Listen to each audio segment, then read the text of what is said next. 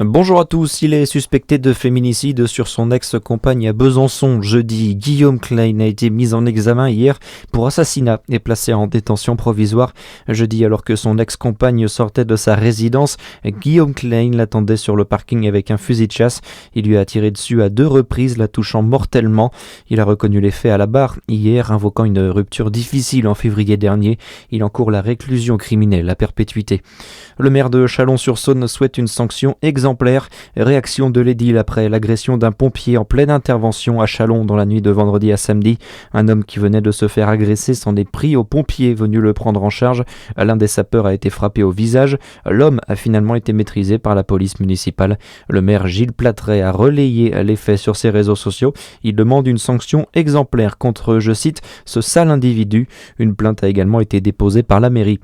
La demande de réintégration d'une Congolaise et de sa fille rejetée par le tribunal à Dijon.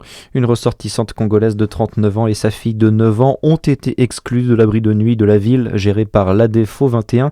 C'est la préfecture qui avait mis fin à la prise en charge invoquant des critères de vulnérabilité non remplis. Une affirmation contestée par l'intéressé et le collectif de soutien aux demandeurs d'asile. Le tribunal a confirmé la décision de la préfecture.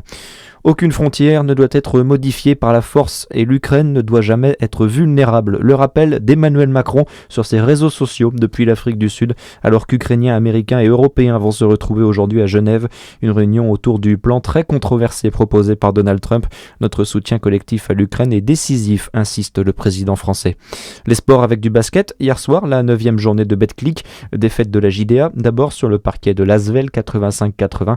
Défaite également pour Chalon, à domicile en revanche contre Strasbourg 69-75.